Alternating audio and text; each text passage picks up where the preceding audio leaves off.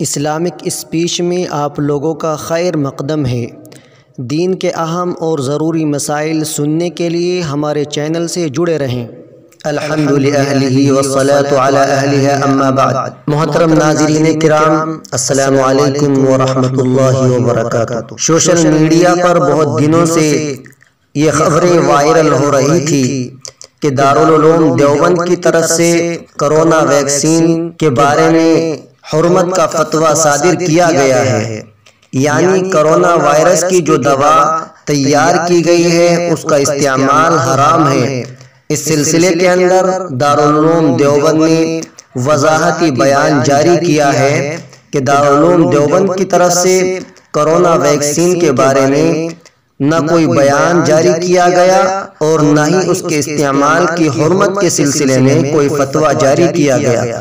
دارالعلوم دیوبند کا وضاحتی بیان یہ ہے کہ کرونا وائرس یعنی کووڈ-19 کے سدباب کے لیے، اس کی روک تھام کے لیے جس ویکسین یعنی دوا کے ایجاد اور استعمال کیے جانے کے سلسلے میں دوسرے ملکوں سے خبریں موصول ہو رہی ہے، وہ ویکسین اور دوا ابھی تک ہندوستان میں عمومی طور پر دستیاب نہیں، اور اس کے اجزائے ترکیبی کے سلسلے میں کوئی معتبر صراحت سامنے نہیں آئی کہ وہ دوا کن چیزوں سے بنائی گئی ہے، حرام چیزوں سے بنائی گئی یا حلال چیزوں سے بنائی گئی، اس کے بارے میں کوئی صراحت ابھی تک سامنے نہیں آئی۔